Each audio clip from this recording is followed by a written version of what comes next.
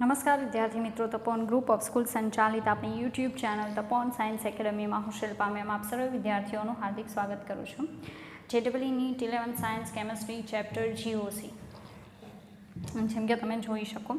ચાલો, GOC જે છે એ GOCની અંદર યાદ હોય તો મેં કાર્બન આયન જે છે એની સ્ટેબિલિટી ડિસાઇડ કરતાં તમને શીખવાડ્યું હતું, બરાબર. ના હવે આપણે આગળ વધશું અને સ્ટેબિલિટી જે છે એ કાર્બોકેટાઇન કાર્બન આયનની આપણને ડિસાઇડ કરતાં આવડી ગઈ તો એના જે ઉપયોગો છે એના ઉપર ફોકસ કરીશું. હવે એનો જે ઉપયોગ છે એમાં ફર્સ્ટ વન આવશે એસિડિક પ્રબળતા. એસિડિક પ્રબળતા તો ખાસ યાદ રાખવું, એક્ઝામની અંદર એ લોકો તમને MCQની અંદર એસિડિક પ્રબળતા જે છે એ પૂછી શકે, બરાબર. MCQમાં એસિડિક પ્રબળતા પૂછાઈ શકે. તો એસિડિક પ્રબળતા કઈ રીતે ડિસાઇડ કરવાની એના માટે ખાસ ઘણીવાર MCQમાં પૂછશે કે આપેલા સંયોજનોને એસિડિક પ્રબળતાના યોગ્ય ક્રમમાં ગોઠવો. એના માટે એ તમને Ka નું મૂલ્ય આપશે અથવા pKa નું મૂલ્ય આપશે, બરાબર. ફરી પાછું કહી દઉં, કેટલાક સંયોજનો આપશે અને પછી MCQમાં સવાલ એવો પૂછશે કે આપેલા સંયોજનોને એસિડિક પ્રબળતાના યોગ્ય ક્રમમાં ગોઠવો, બરાબર. આવો ક્વેશ્ચન એ લોકો પૂછશે. ત્યારે ઇનકેસ એ લોકો તમને Kaની પ્રાઇઝ આપી શકે સંયોજનોની અથવા pKaની પ્રાઇઝ આપી શકે. જો આવું આપે તો બહુ ઇઝી છે, કોઈ ડિફિકલ્ટી નથી. તો તમે કહી શકો એસિડિક પ્રબળતા પ્રપોર્શનલ ટુ Ka. Kaના મૂલ્યના સમપ્રમાણમાં એસિડિક પ્રબળતા હોય અને એસિડિક પ્રબળતા જે છે એસિડિક પ્રબળતા પ્રપોર્શનલ ટુ 1/pKa. pKaના મૂલ્યના વ્યસ્ત પ્રમાણમાં એસિડિક પ્રબળતા હોય છે, બરાબર. તો આ એક સિમ્પલ વસ્તુ છે, પણ જ્યારે Ka અને pKa પૈકી કોઈપણ મૂલ્ય આપ્યા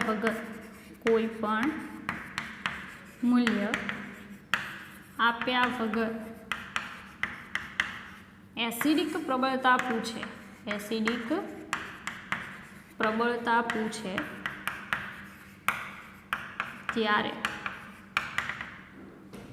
ત્યારે pKa કે Ka કોઈપણની પ્રાઇઝ આપવામાં ન આવે અને સીધું પૂછવામાં આવે કે આપેલા સંયોજનોને એસિડિક પ્રબળતાના યોગ્ય ક્રમમાં ગોઠવો, બરાબર.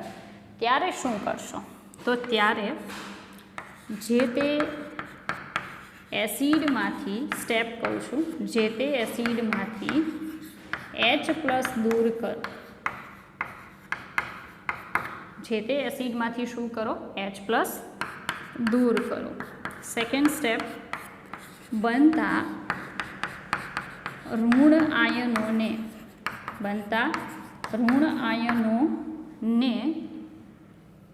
કાર્બન આયનની સ્થાયીતા પ્રમાણે ગોઠવો. તો વિદ્યાર્થી મિત્રો, તમે ભલે એસિડિક પ્રબળતા ડિસાઇડ કરતા નથી શીખા, બરાબર છે, પણ કાર્બોકેટાઇન અને કાર્બન આયન જે છે એની સ્ટેબિલિટી નક્કી કરતાં શીખી ગયા છે.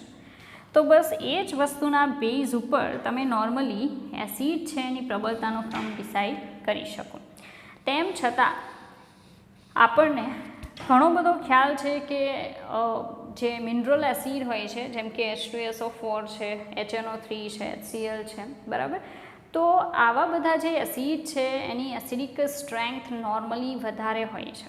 ઓર્ગેનિક જે પણ એસિડ છે એની કમ્પેરિઝન જો આપણે કરીએ તો એમાંના અમુકની, બરાબર. તો અત્યારે હું તમને એક જનરલ એસિડિક પ્રબળતાનો ક્રમ જે છે, બરાબર, એ ક્રમ લખી દઉં છું. તો એ ક્રમ બને તો તમારે યાદ રાખવાનો, કારણ કે એના બેઝ ઉપર તમે ઘણીવાર MCQ ડાયરેક્ટલી સોલ્વ કરવા માટે એબલ બની જશો, પણ એમાં કોઈ ચાવી નથી. ડાયરેક્ટલી જે પણ ક્રમ તમને અત્યારે કહું છું એને આપણે કેમ +m - m +i - ની સિરીઝ યાદ રાખી, એવી રીતે એસિડિક પ્રબળતાનો ક્રમ બને તો યાદ રાખવાનો પ્રયાસ કરવાનો, બરાબર. તો એક સામાન્ય એસિડિક પ્રબળતાનો ક્રમ, સામાન્ય એસિડિક પ્રબળતાનો ક્રમ, બરાબર. એક જનરલ એસિડિક સ્ટ્રેન્થ માટેનો જે ક્રમ છે એ ક્રમ આપવામાં આવેલો છે. એમાં ફર્સ્ટ ઓફ ઓલ આપણી પાસે છે H2SO4. હવે આ તો બધાને ખ્યાલ છે કે H2SO4 ફર્સ્ટ આવશે. ત્યાર પછી મિનરલ એસિડમાં HI, HBr, HCl અને HF. હવે આ જે આખો ક્રમ છે એ MCQમાં ઘણીવાર પૂછાઈ જાય છે. હવે એ શું કામ સ્ટ્રોંગ એસિડમાં આવે છે એ કહી દઉં. કારણ કે એમાં સમૂહમાં નીચે જતા હેલોજનમાં જે હાઇડ્રોજન સાથેનો બોન્ડ છે એની લેન્થ વધતી જાય છે. હાઇડ્રોજન સાથેના બોન્ડની લેન્થ જો વધે તો સરળતાથી H+ શું થશે? ફ્રી થઈ શકશે, બરાબર. અને ઇઝીલી જો H+ મુક્ત થઈ શકશે તો એસિડિક પ્રબળતા વધારે હશે, બરાબર. ચાલો આગળ જોઈએ. બીજું આપણને આપવામાં આવેલું છે C6H5SO3H. C6H5SO3H, બરાબર. મતલબમાં કે આપણને બેન્ઝિન રિંગ જે છે, બરાબર, એ benzene ring containing sulphonic acid, મતલબ બેન્ઝિન સલ્ફોનિક એસિડ જે છે એનો ક્રમ આગળ આપેલો છે. ત્યાર પછી જે છે એ છે RSO3H. RSO3Hનો સીધો મતલબ એમ થશે કે બેન્ઝિન સલ્ફોનિક એસિડ જે છે એના કરતાં આલ્કાઇલ સલ્ફોનિક એસિડ જે છે એની એસિડિક પ્રબળતા કેવી આવશે? ઓછી. કારણ કે આ સાઈડ રેઝોનન્સ થશે જ્યારે પહેલાંમાં રેઝોનન્સ થતું નથી. હવે આપણને ખબર છે કે જો કાર્બન આયનની સ્ટેબિલિટીના બેઝ ઉપર જો આપણે સ્થાયીતા નક્કી કરવાની થાય તો આપણે પહેલાં કોને ઇમ્પોર્ટન્સ આપશું? તો -m અસર યાદ હોય તો. પછી શું આવશે? સંસ્પંદન. શું આવશે? સંસ્પંદન. અને લાસ્ટમાં આવશે -i અસર, બરાબર. તો -m અસર છે, સંસ્પંદન, -i અસર, એ પ્રમાણે તમારે ક્રમ જે છે એ ડિસાઈડ કરવાનો. રેડી? હવે અહીંયા તો જનરલ એક આપણી પાસે ક્રમ છે, બરાબર છે, એટલે એ ક્રમ યાદ રાખવો ખૂબ જ જરૂરી છે. ચાલો ત્યાર પછી આવશે HF. મેં અહીંયા HF ઓલરેડી આગળ લઈ લીધેલું છે પણ અહીંયા આપણે કેન્સલ આઉટ કરશું. રેડી? HCl સુધી જ આવશે. My fault. H2SO4, પછી HI, પછી HBr, HCl, પછી benzene sulphonic acid, alkyl sulphonic acid, અને ત્યાર પછી જે વારો આવશે કોનો હશે? HF. મતલબમાં HF કરતાં બેન્ઝિન સલ્ફોનિક એસિડ અને આલ્કાઇલ સલ્ફોનિક એસિડની એસિડિક પ્રબળતા વધારે છે, બરાબર. કારણ કે એમાં રેઝોનન્સ ને એવું બધું થશે અને આમાં તો બોન્ડ લેન્થ વધારે હોવાથી ઇઝીલી H+ ફ્રી થઈ શકે એટલા માટે. ચાલો પછી તરત આવશે HCOOH. આને કહેવાય ફોર્મિક એસિડ. ફોર્મિક એસિડ આવશે. ફોર્મિક એસિડ પછી આવશે બેન્ઝોઇક એસિડ. મતલબમાં C6H5COOH, બેન્ઝોઇક એસિડ. તો બેન્ઝિન સલ્ફોનિક એસિડ કરતાં બેન્ઝોઇક એસિડ જે છે એની એસિડિક પ્રબળતા કેવી છે? ઓછી છે. રેડી? ચાલો ત્યાર પછી આગળ વધીએ. બીજું જોઈએ RCOOH. RCOOHનો મતલબ એમ થશે કે બેન્ઝિન કાર્બોક્સિલિક એસિડ જે છે બેન્ઝોઇક એસિડ એની કમ્પેરિઝનમાં આલ્કાઇલ એસિડની એસિડિક પ્રબળતા કેવી? ઓછી. કારણ કે એમાં રેઝોનન્સની સમસ્યા થશે, બરાબર. ત્યાર પછી H2CO3. H2CO3 એટલે કયું આવશે? તો કાર્બોનિક એસિડ. મતલબમાં જે તમે સોડા વોટર પીવો છો, બરાબર, સોડા જે પીવો છો સાદી સોડા, એ કાર્બોનિક એસિડ હોય છે H2CO3. ચાલો ત્યાર પછી આવશે NH4+. શું આવશે? NH4+. ચાલો પછી આવશે ફિનોલ. ફિનોલ એટલે બેન્ઝિન રિંગ જે છે, બરાબર, એના ઉપર શું આવશે? OH. રેડી? ત્યાર પછી મિથેનોલ. એના પછી વારો આવશે વોટર મોલેક્યુલ. ત્યાર પછી જે છે એ આ રીતે આવશે સાયક્લોપેન્ટાડાઇન, બરાબર. આ નામ શું આવશે? સાયક્લોપેન્ટાડાઇન. ચાલો ત્યાર પછી કોઈ પણ અન્ય આલ્કોહોલ, બરાબર. મિથેનોલ પહેલાં આવશે. વોટર કરતાં પણ વધારે એસિડિક છે મિથેનોલ. અને પછી સાયક્લોપેન્ટાડાઇન, પછી આવશે શું?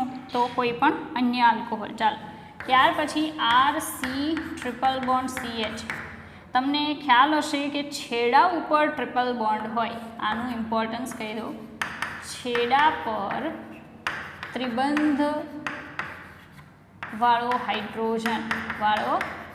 હાઇડ્રોજન એસિડિક પ્રકૃતિ દર્શાવે છે, એસિડિક પ્રકૃતિ દર્શાવે છે.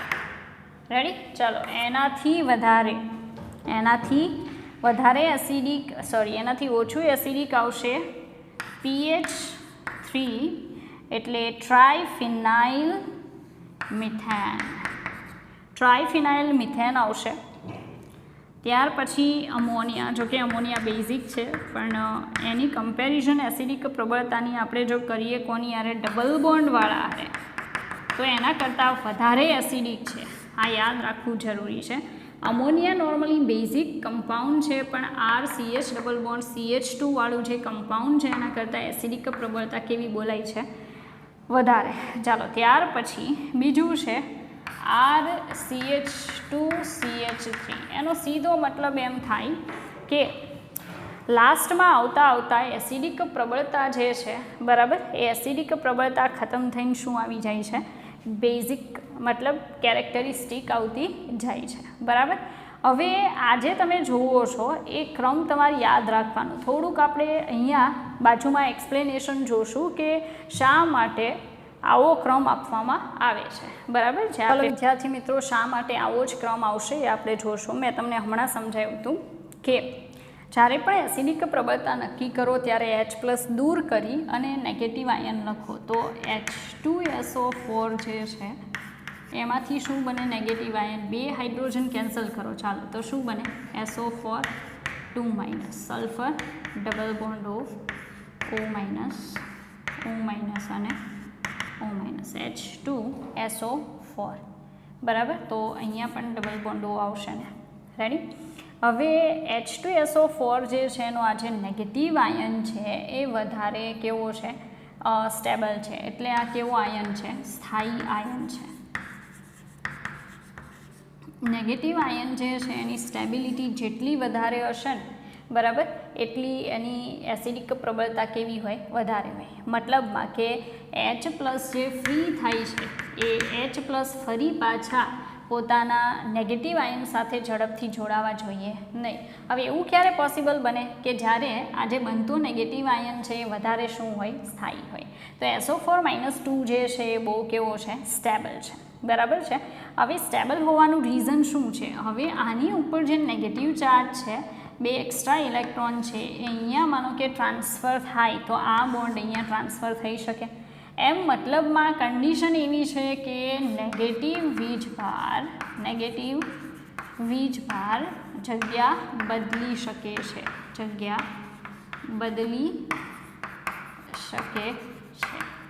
બરાબર. તો તમે સમજી શકો. બીજા નંબરનું મેં યાદ હોય તો અગાઉ તમને સમજાવેલું છે કે જો આના તમારે રેઝોનેટિંગ સ્ટ્રક્ચર લખવા હોય તો તમે ઘણા બધા લખી શકો છો. યાદ છે મેં ક્યારે કેમિકલ બોન્ડિંગવાળું લેશન જ્યારે ચલાવ્યું ત્યારે તમને એક્સપ્લેન કર્યું હતું કે આમાં બંધ ક્રમાંક શોધવો હોય તો તમારે એના શક્ય રેઝોનેટિંગ સ્ટ્રક્ચર બનાવવા પડે. તો આપણે કંઈક 7 જેટલા બનાવ્યા હતા, બરાબર. તો સંસ્પંદન પણ થાય છે. બીજું સ્ટેબલ નેગેટિવ આયન છે, રેઝોનન્સના કારણે નેગેટિવ ચાર્જ શું થાય છે, ફરે છે, સંસ્પંદન, બરાબર. તો બહુ સ્ટેબલ SO4-2 આયન છે એટલા માટે. ચાલો, HI જે છે, HI, હવે HIમાં H+ અને I-. હવે કન્ડિશન કેવી છે, પછી તરત જુઓ HBr છે, પછી HCl છે. રેડી? અહીંયા H++ Br- H++ Cl-. હવે કન્ડિશન એવી છે કે I- જે છે, બરાબર છે, એ Br- Cl- એ બધા સ્ટેબલ નેગેટિવ આયન છે, સ્થાયી ઋણ આયનો. હવે મેં આવું શું કામ કીધું, કારણ કે તમે જોતા જશો એની કઈ અવસ્થા વધારે સ્થાયી છે, -1 ઓક્સિડેશન અવસ્થા વધુ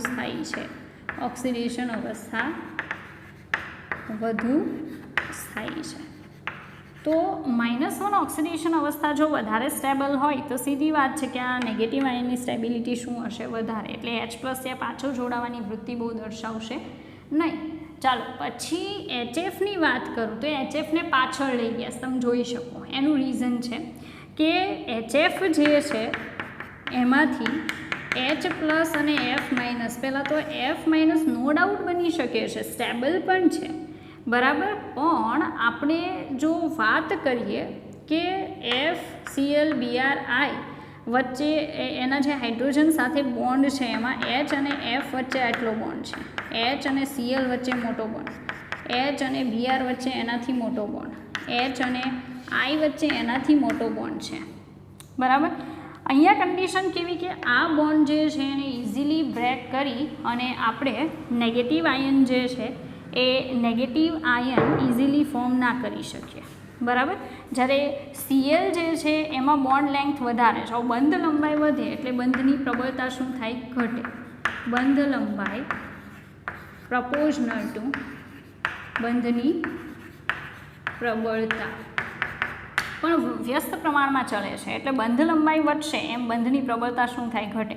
તો ઇઝીલી H+ ફ્રી કરી શકાય છે. પ્રબળ એસિડ કોને કહેવાય? કે જે બહુ સરળતાથી H+ ને મુક્ત કરે અને એ H+ પાછો એની સાથે જોડાઈ જાય નહીં, બરાબર. હવે Fની એમ પણ તમે જોવા જાઓ તો ઇલેક્ટ્રોનેગેટિવિટી કેવી છે? વધારે છે, બરાબર. એટલે HFને પાછળ રાખેલું છે કારણ કે એક તો એમાંથી H+ ને રિલીઝ કરવો બહુ ઇઝી નથી, બરાબર છે, ઇઝીલી રિલીઝ નહીં થાય, બરાબર. બીજું કે એમાંથી જે નેગેટિવ આયન બનશે ઇલેક્ટ્રોનેગેટિવિટી વધારે છે તો H+ ને પાછો એટ્રેક્ટ કરવાની વૃત્તિ દર્શાવે છે એટલા માટે. તો તમે સમજી શકો કે H2SO4 પહેલા સ્થાન પર એટલા માટે છે, રેઝોનન્સ થાય, નેગેટિવ આયન બહુ સ્ટેબલ છે, પછી HI, HBr, HCl, ત્યાર પછી આપણે C6H5SO3H જે છે, બરાબર, એની વાત કરીએ. ચાલો તો બેન્ઝીન રિંગ રેડી, ઓકે. એના ઉપર શું છે જુઓ તો SO3H, બરાબર. SO3H જે છે એમાંથી H+ કેન્સલ આઉટ કરો, આને બીજી રીતે લખાય S ડબલ બોન્ડ O, બરાબર. અહીંયા ડબલ બોન્ડ O- અને શું હશે? H+. મેં તમને એમ સમજાવ્યું છે કે જ્યારે પણ એસિડિક પ્રબળતા નક્કી કરવાની હોય ત્યારે H+ કેન્સલ કરો અને જે નેગેટિવ આયન બને એની સ્ટેબિલિટી ચેક કરો, ઓકે. ચાલો તો આ H+ દૂર કર્યા પછી આ નેગેટિવ આયન બન્યો. હવે કન્ડિશન એવી થશે, પ્રોપર સમજો કે આ જે SO3- આયન બને છે આના પર, બરાબર છે, તો એનું આપણે રેઝોનન્સ બતાવી શકીએ. અહીંયાથી આ બોન્ડ ઉપર અહીંયા ટ્રાન્સફર થશે, બરાબર છે. એ ફરી પાછું સેમ કન્ડિશન અહીંયા બેક કરીએ તો અહીંયા ટ્રાન્સફર થાય, બરાબર. એમ બેન્ઝીન રિંગમાં નહીં પણ ઉપરના ભાગમાં જ રેઝોનન્સ પોસિબલ થાય છે. ઉપર જ એક જ સમતલમાં સંસ્પંદન શક્ય બને છે, સંસ્પંદન શક્ય બને છે, બરાબર. તો એક જ સમતલની અંદર રેઝોનન્સ છે એ પોસિબલ બનશે ઉપરને ઉપર, મતલબ વીજભાર ડિલોકલાઇઝ થાય છે, નેગેટિવ વીજભાર વહેંચાય છે, વીજભાર ફરે છે, ચાલો ને ફરે છે. જેટલો નેગેટિવ વીજભાર કે પોઝિટિવ વીજભાર ફરે એટલો એ વધારે શું બને? સ્થાયી બને.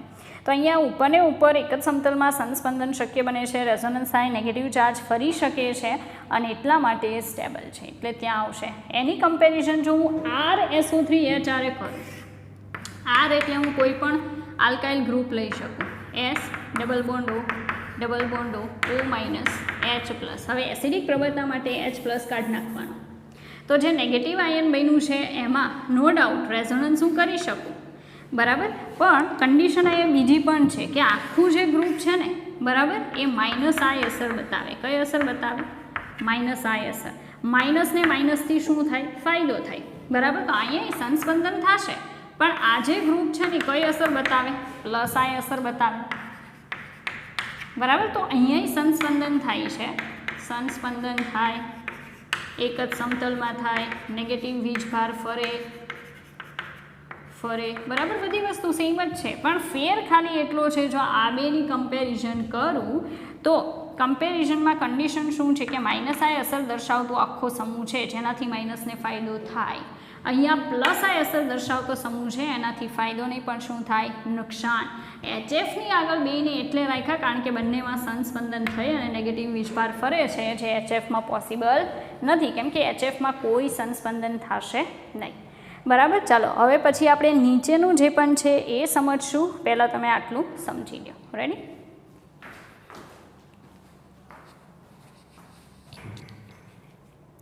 ચાલો વિદ્યાર્થી મિત્રો આગળ વધશું. As I told you before કે HF પછી આપણે જોઈએ.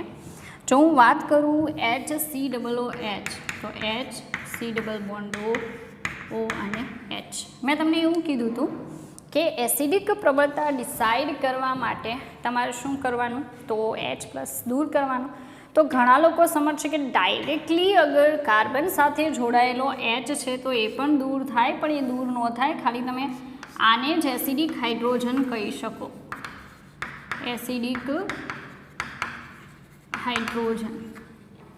બરાબર. હવે આ એસિડિક હાઇડ્રોજનને દૂર કરો તો HC double bond O negative ion બન્યો. આમાં પણ રેઝોનન્સ થશે. બોન્ડ છે શું થશે? ટ્રાન્સફર થશે. રેડી? તો આયન સ્ટેબલ છે કારણ કે સંસ્પંદન શક્ય છે. સંસ્પંદન શક્ય છે. બરાબર. એની કમ્પેરિઝન આપણે બેન્ઝીન રિંગવાળા સાથે કરીએ. બરાબર. તો C double bond OH. Ready? આપણે શું કરીએ કે Hને કેન્સલ આઉટ કરીએ તો તમે જોઈ શકો કે benzene ring carbon double bond O minus. Ready? હવે આ બોન્ડ છે અહીંયા ટ્રાન્સફર થશે પણ એ બોન્ડ છે બેન્ઝીન રિંગમાં એન્ટર થવાના કોઈ ચાન્સીસ નથી. આ જે ગ્રુપ છે બરાબર છે એ માઇનસ આઈ ઇફેક્ટિંગ ગ્રુપ છે નો ડાઉટ, પણ કન્ડિશન શું થશે એ સાંભળજો કે અહીંયા આ જે હાઇડ્રોજન છે એને તમે માઇનસ આઈ ઇફેક્ટિંગમાં પણ લઈ શકો. બરાબર છે? તો અહીંયા નેગેટિવ ચાર્જ વહેંચાય એમ અહીંયા પણ નેગેટિવ ચાર્જ વહેંચાશે. બરાબર. પણ અહીંયા એક એરોમેટિક ગ્રુપ આખું એની સાથે કનેક્ટ થઈ જાય છે. બરાબર. અને બોન્ડ જે છે બરાબર આ ઇલેક્ટ્રોન આકર્ષક સમૂહ છે એટલે ઇલેક્ટ્રોનને એટ્રેક્ટ કરશે. H+ રિલીઝ કરશે. અહીંયા પણ સેમ કન્ડિશન છે. બરાબર. પણ પ્રેક્ટિકલી એવું સાબિત થયેલું છે કે આના Kનું મૂલ્ય વધુ છે અને આના Kaનું મૂલ્ય સાપેક્ષમાં ઓછું છે. બરાબર. તો રેઝોનન્સ ફક્ત બહાર જ થાય છે, બેન્ઝીન રિંગમાં એન્ટર થતું નથી. બરાબર છે? અહીંયા તો બેન્ઝીન રિંગ જ નથી. રેડી? ચાલો પછી વાત કરીએ. માનો કે હું acidic acid CH3 C double bond O minus કરી નાખું. જે RCOOH છે એની વાત કરું તો અહીંયા પણ રેઝોનન્સ થશે. બરાબર. પણ આ જે ગ્રુપ છે ને કઈ અસર દર્શાવે છે? પ્લસ આઈ અસર. તો નુકસાન થશે એટલે જે આમાં આ જે છે કઈ અસર બતાવે? માઇનસ આઈ અસર. પણ પ્રેક્ટિકલી આ ફર્સ્ટ છે. પછી સેકન્ડ આવશે benzene ring C double benzoic acid અને એસિટિક એસિડ કારણ કે એમાં પ્લસ આઈ અસર છે. ચાલો H2CO3ની વાત કરું તો C double bond O minus. તો H2CO3 કાર્બોનિક એસિડ જે છે એમાં તમે જોઈ શકો બોન્ડ અહીંયા જઈ શકે, અહીંયાથી અહીંયા જઈ શકે, પણ આમાં ભલે સંસ્પંદન થાય. બરાબર. પણ એ સંસ્પંદનમાં ખાલી ડીલોકલાઇઝેશન થોડાક સુધી મતલબમાં કે બેમાં થઈ શકશે, બાકી તો કંઈ પોસિબલ છે નહીં. બરાબર. તો અહીંયા તમે જોઈ શકો કે આ જે આયન બને છે -2 ચાર્જવાળો. બરાબર. એ આ રીતે સ્ટેબલ છે પણ આ બધાની કમ્પેરિઝનમાં કેવું સ્ટેબલ છે? ઓછું. રેડી? ચાલો તો એ એક રીતે આવશે. ત્યાર પછી NH4+ અને ફિનોલ જે છે એની વાત કરીએ. NH4+ તો નો ડાઉટ એ એસિડિક છે કારણ કે અહીંયા આ ફિનોક્સાઇડ આયન બનશે. બરાબર. હવે NH4+ જે છે એ શું કરશે તો એક H+ ગુમાવવાની વૃત્તિ વધારે દર્શાવે કારણ કે અમોનિયા શું હતું? બેઝ હતું. NH3 શું હતું? બેઝ એને એક H પ્લસ લઈને શું બનાવ્યું NH4 પ્લસ. તો બેઝિક પ્રકૃતિ વધારે છે એની, બેઝિક પ્રકૃતિ બરાબર. તો એ H પ્લસ મેળવી અને શું બને છે NH4 પ્લસ. એટલે આ વધુ સ્થાયી છે, વધુ સ્થાયી મતલબ NH4 પ્લસમાંથી H પ્લસ ગુમાવીને એમોનિયા બને તો એ વધુ સ્થાયી છે. એટલે એ ફટાફટ H પ્લસ દૂર કરવાની વૃત્તિ દર્શાવે છે, એટલે એ સ્ટ્રોંગ એસિડમાં છે. હવે આ ફિનોક્સાઇડ આયન ફિનોલમાંથી બરાબર, ફિનોક્સાઇડ આયન, ચાલો ફિનોક્સાઇડ આયનમાં જુઓ કે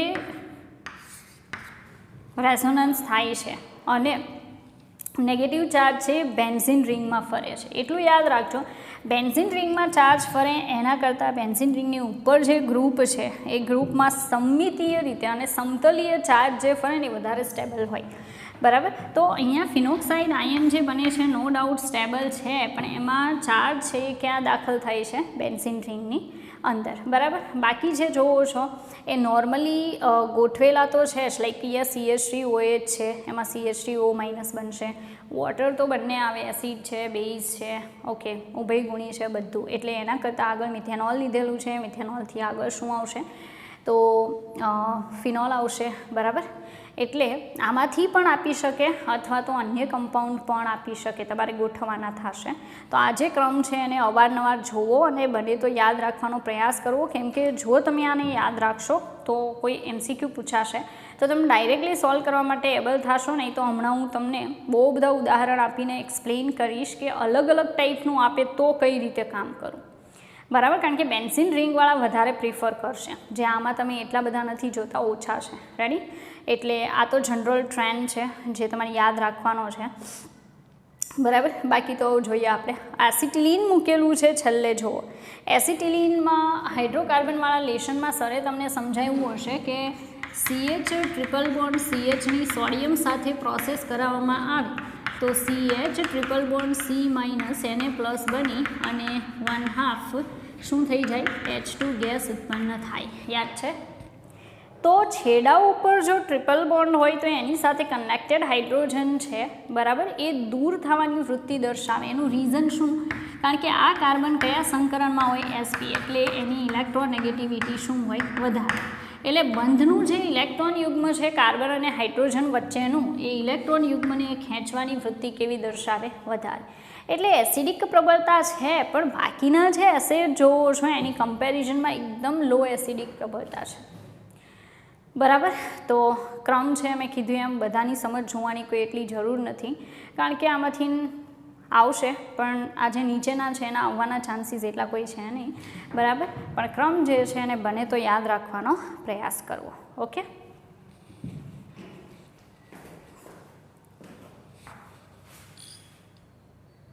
ચાલો વિદ્યાર્થી મિત્રો, એઝ આઈ મેન્શન બિફોર કેટલાક ઉદાહરણો જોશું. જેમ કે તમને યાદ હશે આવર્ત કોષ્ટકની અંદર આવર્તમાં હાઇડ્રાઇડ સંયોજનોની એસિડિક પ્રબળતા બરાબર છે. તો ફર્સ્ટ આવર્ત સેકન્ડ આવર્ત લઈએ બરાબર છે.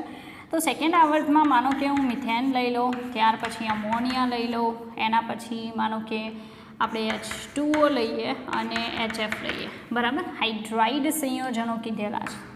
કયા સંયોજનો? હાઇડ્રાઇડ. રેડી? તો એટલું યાદ રાખવું, આવર્તમાં ડાબીથી જમણી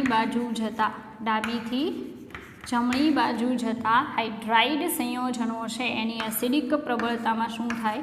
વધારો થાય. એનું રીઝન છે કે તમને ખબર જ હશે કે હું HF એસિડ લઉં બરાબર, તો એનો કોન્જ્યુગેટેડ બેઝ જે બને H પ્લસ F માઇનસ, આ શું છે? કોન્જ્યુગેટેડ બેઝ બરાબર. એની સ્થાયીતા ચેક કરવાની હોય, F માઇનસની સ્થાયીતા ચેક કરવાની. પછી H2O છે, H2O બરાબર. તો એમાંથી H પ્લસ પ્લસ શું બને? OH minus. તો સેમ કોન્જ્યુગેટેડ બેઝ બનશે. પછી વાત છે અમોનિયા જે છે રેડી, એમાંથી H પ્લસ પ્લસ શું બનશે? NH2 minus. પછી CH4 રેડી, તો એમાંથી H plus plus CH3 minus. તો આ જેટલા પણ તમે જુઓ છો F minus, OH minus, NH2 minus અને CH3 માઇનસ, બરાબર. એનો સ્થાયીતાનો ક્રમ, નેગેટિવ આયનની સ્થાયીતાનો ક્રમ સૌથી વધારે સ્ટેબલ કોણ છે? F માઇનસ, પછી OH માઇનસ, ત્યાર પછી NH2 માઇનસ અને CH3 માઇનસ. બરાબર. તો કન્ડિશન એવી છે કે CH3 પ્લસ હોત તો વધારે સ્ટેબલ હોત, પણ નેગેટિવ છે. બરાબર. તો નેગેટિવ આયન જેટલું વધારે સ્ટેબલ હશે, મતલબ જેટલું ફ્રી રહી શકતું હશે એટલું ઝડપથી H પ્લસ એની સાથે પાછળ જોડાશે નહીં. H પ્લસ ફ્રી રહેશે તો એસિડિક પ્રબળતા વધારે. ચાલો, સમૂહમાં હાઇડ્રાઇડની એસિડિક પ્રબળતા. સમૂહની વાત કરું તો HF, HCl, HBr અને HI યાદ છે ને. સમૂહમાં નીચે જતાં એસિડિક પ્રબળતા વધે. એસિડિક પ્રબળતા વધે કારણ કે because F minus, Cl minus, Br minus અને I માઇનસ સમૂહમાં નીચે જતાં આના જે કે એના મૂલ્યો છે, કે એના મૂલ્યો એસિડના, એ શું થાય? વધે. તો એ તો મેં તમને સમજાવેલું જ છે કે કે એનું મૂલ્ય છે પ્રેક્ટિકલી નોર્મલી જોવા મળે કે સમૂહમાં નીચે જતાં કે એના મૂલ્યો વધે તો એસિડિક પ્રબળતા વધે. ચાલો, હાઇડ્રોકાર્બનની એસિડિક પ્રબળતાનો ક્રમ. હાઇડ્રોકાર્બનમાં આપણી પાસે 3 છે. આલ્કીન છે, પહેલાં આલ્કેન છે, પછી આલ્કીન છે અને આલ્કાઇન છે. તો હમણાં હજી થોડીક વાર પહેલાં તમે આખી સિરીઝ જોઈ ગયા. આલ્કાઇનમાં પણ ટર્મિનલ આલ્કાઇન જે છે, બરાબર, કે કોઈ પણ આલ્કાઇલ, ચાલો આલ્કાઇન, તો એની એસિડિક પ્રબળતા વધારે. પછી કોણ આવશે? આલ્કીન. લાસ્ટમાં કોણ આવશે? આલ્કેન. કારણ કે આલ્કેનમાં પ્લસ આઈ ઇફેક્ટિંગ ગ્રુપ હોય છે, પ્લસ આઈ અસર દર્શાવતા સમૂહ હોય છે, જ્યારે આની અંદર ટ્રિપલ બોન્ડ પછીનું જે હોય એ માઇનસ આઈ અસરમાં અને સ્ટ્રોંગ માઇનસ આઈ અસરમાં લઈ શકાય. આમાંય માઇનસ આઈ અસર હોય પણ આ બાજુવાળા કરતાં કેવી? ઓછી. એટલે પહેલાં આવશે આલ્કાઇન, એના કરતાં ઓછું આલ્કીન અને સૌથી ઓછું કોણ આવશે? આલ્કેન. તો એસિડિક પ્રબળતા માટે આ 3 વસ્તુ પણ ખાસ ધ્યાનમાં રાખવાની. બરાબર. ચાલો.